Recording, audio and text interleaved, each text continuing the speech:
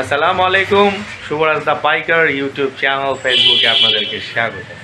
আজকে আবার নতুন ব্লগ নিয়ে আসছি আপনাদের কাছে। আমার ছেলে আর আমার শালা পিছনে দাঁড়িয়ে আমাকে খিল্লি উড়াচ্ছে, দেখছেন? তো যাই হোক, তাদের খিল্লিতে আমার কিছু আসে যায় না। আমি আমার ব্লগ বানিয়েই যাব। যে যে যার যার দামি বাইক নিয়ে যায়, যার যার নিজ নিজ গন্তব্যে, আর আমি শুভরাজ আমার কম দামি বাইক নিয়ে যাই আমি আমার গন্তব্যে। তো চলেন আমার গন্তব্যে। বাইরে ভাই সামনে দেখি জ্যাম, এইখানেও জ্যাম, সব দিকে জ্যাম। আজকে বৃহস্পতিবার তাই জ্যাম। তেল নিলাম খুব পারাপারি করে, তেল নিতে যা প্রায় 15 থেকে 20 মিনিট সিরিয়াল মেনটেন করতে হয়েছে। This is the Shubhraj the biker and Shubhraj the বাইকারে আপনাদের সকলকে জানাচ্ছি স্বাগতম। ভিডিওটা শুরু করলাম আমাদের কি বলে এটাকে, আইডিয়াল স্কুল অ্যান্ড কলেজের সামনে থেকে। তো বন্ধুরা, এখন যাচ্ছি উত্তরা। আমার একটু উত্তরাতে কাজ আছে। রিক্সাওয়ালাদের চালানোর স্টাইল দেখলে খুব বিরক্ত লাগে। ওরা ডানে বামে কীভাবে করতে থাকে জানি না। এখন এই মুহূর্তে আছি রাজারবাগ পুলিশ লাইনের কাছে, রাজারবাগের টার্নিংয়ে।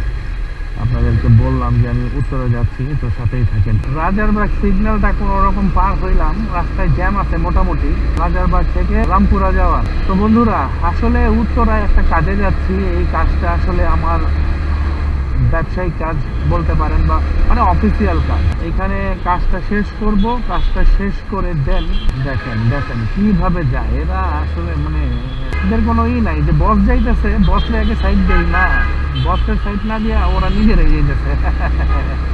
বুঝেন এবার আমি কোন দেশি বস। ও আচ্ছা, যাক, অনেক হাসাহাসি করলাম, অনেকই করলাম। ডান দিকে যাবো এবার, সোজা আবুল হোটেলের দিকে নামবো। আচ্ছা, আবুল হোটেলটা ফ্রি স্পন্সর করে দিতেছি। অবশ্য আবুল হোটেল দিয়ে স্পন্সরের কিছু নাই, ওই নিজেই বড় মাপের স্পন্সর। ভাই আস্তে আস্তে টান দে ভাই ভাই ভাই। হ্যাঁ, এই যে বেড়ে গেছে। হ্যাঁ, চলছে সুন্দরভাবে বেড়ে গেছি। এখন আস্তে আস্তে আবুল হোটেল ক্রস করে দেন সোজা উত্তরা। তো চলেন আমরা উত্তরায় যাই কথা বলি। এইখানে আর ভিডিও না করি, আর মাঝখানে যদি কিছু ভিডিও করতে পারি তো করব, আর না হয়তো ডাইরেক্ট উত্তরা, কারণ সন্ধ্যা হয়ে গেছে। তো এখন একদম মানে যাইতে যাইতে মনে হয় রাত হয়ে যাবে উত্তরা। আচ্ছা, ক্যামেরাটা ঠিক আছে? হ্যাঁ, ঠিক আছে, ওকে। তো চলেন সোজা উত্তরা। আজকে একটা আজব ঘটনা ঘটলো, আর সেটা হইলো রামপুরার এই রোডে জ্যাম নাই। আশ্চর্য ঘটনা। আচ্ছা, যাই হোক, ভালো হয়েছে ভাই, জ্যাম ট্যাম নাই। জ্যাম থাকলে আরো ঝামেলায় পড়তাম। বুঝলাম না, আজকে বৃহস্পতিবার, এখন মধ্যবাড্ডায় আছি, রামপুরা ব্রিজ পার হয়ে গেছি, সরি মেরুল বাড্ডায় আছি। এই রোডে তো অনেক জ্যাম থাকে, আজকে কোনো জ্যাম নাই। আমি প্রথম দেখতেছি এই রোডটায় জ্যাম বিহীন রোড, জ্যাম নাই। আমি আসলে চাইছিলাম যে উত্তরায় যে একবারে ভিডিও করব, ওখানে পৌঁছায় ভিডিও করব, দেন মিটিং শেষ করে ভিডিও করতে করতে আসবো। এখন দেখি যে না, এটা আসলে জানাইতে হয় আপনাদের, তাই জানাইলাম। যাক, এরকম যদি সব সময় থাকে তাহলে তো আলহামদুলিল্লাহ।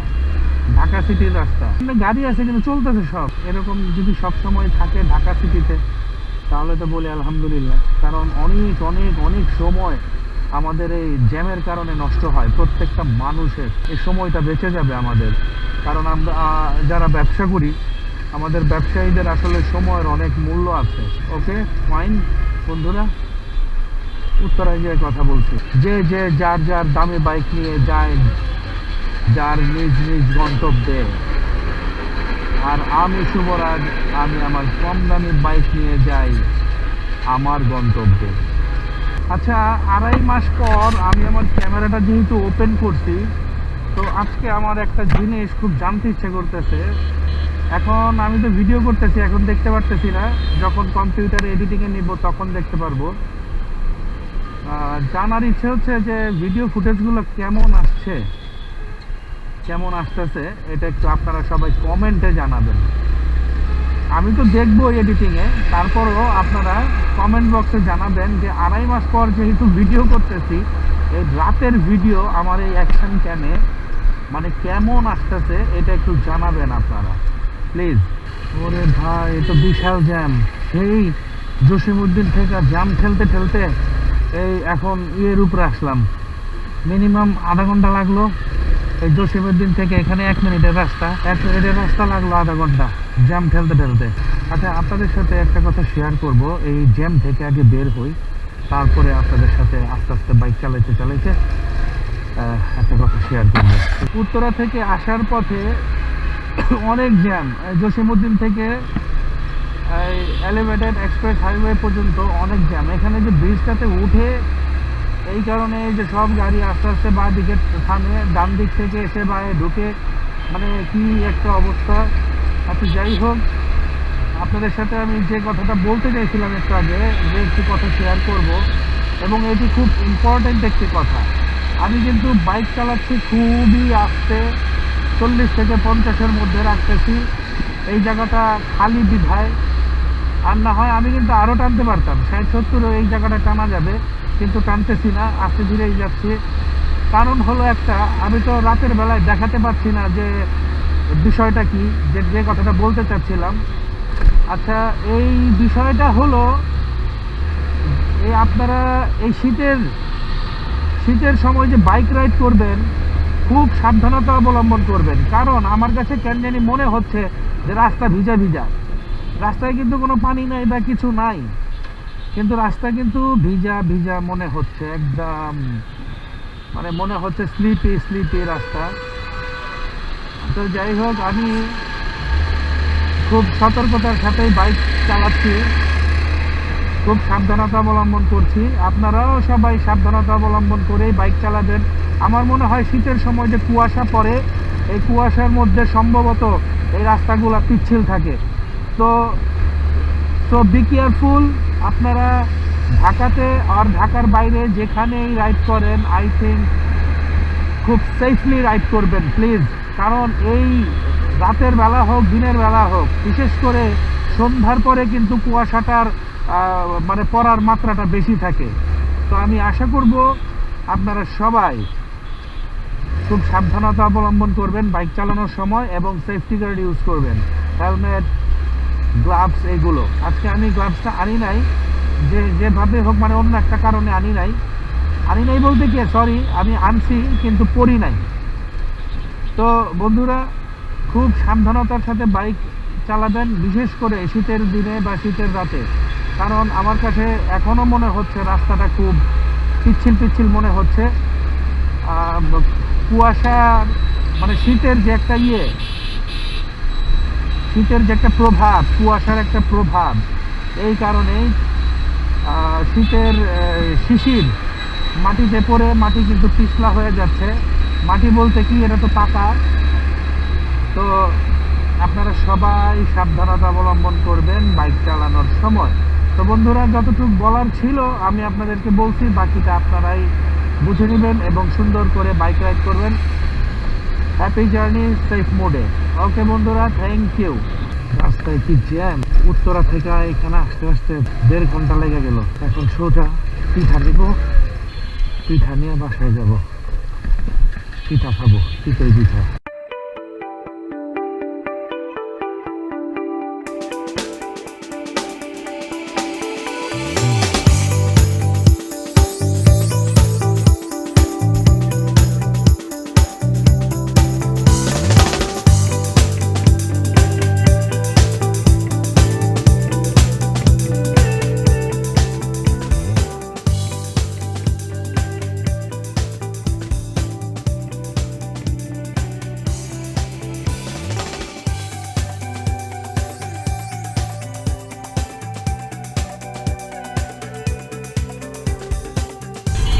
বাসায় গিয়ে পিঠা দিয়ে ভর্তা দিয়ে খাবো, চিতই পিঠা। আপনারা দেখলেন যে রাস্তা থেকে চিতই পিঠা দিলাম, চিতই পিঠা খুব মজার পিঠা, ভালো লাগে। চিতই পিঠা, ভাপা পিঠা, শীতের দিনে আসলে পিঠা না খাইলে মজা নাই। শীতের দিনে মজাই হচ্ছে পিঠা। তো বন্ধুরা, কথা বলতে বলতে শোরুমের কাছে চলে আসলাম। আমার শোরুম প্লাস বাসা একসাথে বলতে পাশাপাশি, এই যে শোরুম।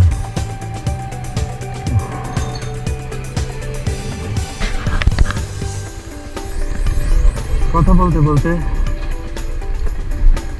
চলে আসলাম বাসায়।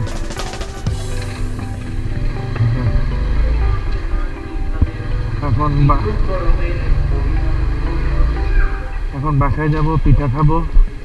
এই যে এরা খেলতেছে। হ্যাঁ, কি র্যাকেট খেলা শেষ হয় না? উত্তরা থেকে কাজ শেষ করে মাত্র আসলাম। আমার অবস্থা একদম 12টা বেজে রয়েছে। এই যে চিতই পিঠা নিয়ে এসেছি, খাবো। আর এই যে আমার সাথে এসে এখন আছে, এসে আমাকে দেখে গেট খুলে বের হয়ে আসছে। হ্যাঁ, আর এইখানে বাচ্চারা এই যে র্যাকেট খেলতেছে। এই যে আরেকজন বাচ্চা আছে, র্যাকেট খেলতেছে। হ্যাঁ, এরা সব র্যাকেট খেলায় ব্যস্ত। তো তুমি কিছু বলবা? তুমি কিছু বলবা না? তো ভিডিও করতেছি। আচ্ছা যাক, এসে কিছু বলবে না, এসবটা আমি বলে দিই। যে যেখানে আছেন সবাই ভালো থাকবেন, সুস্থ থাকবেন। আজ এই পর্যন্তই ভিডিওটি। এখন যে পিঠা খাবো। আল্লাহ হাফেজ, আসসালামু আলাইকুম।